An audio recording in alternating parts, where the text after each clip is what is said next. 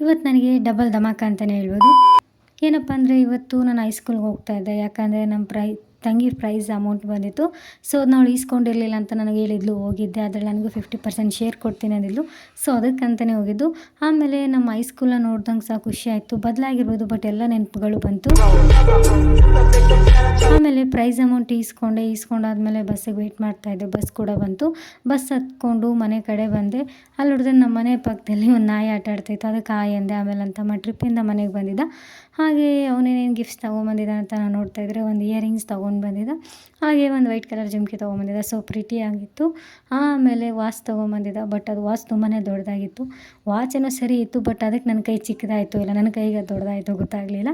ಹಾಗೆಯೇ ಇದು ಎಲ್ಲ ನೋಡಾದ್ಮೇಲೆ ಕೀಬೆನ್ಸ್ ಕೂಡ ತೊಗೊಂಬಂದಿದ್ದ. ಅದಂತೂ ತುಂಬ ಕ್ಯೂಟಾಗಿತ್ತು. ಅದರಿಂದ ಆಟನೂ ಆಡ್ಬೋದು. ಹಾಗೆ ನಾವು ಬ್ಯಾಗ್ ಅಥವಾ ಮೋಟರ್ ಕೀಗೂ ಸಹ ಯೂಸ್ ಮಾಡ್ಬೋದಿತ್ತು.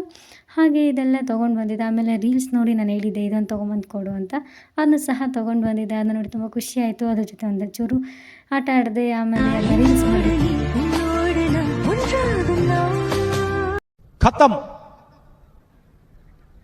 Bye bye, tata, good bye.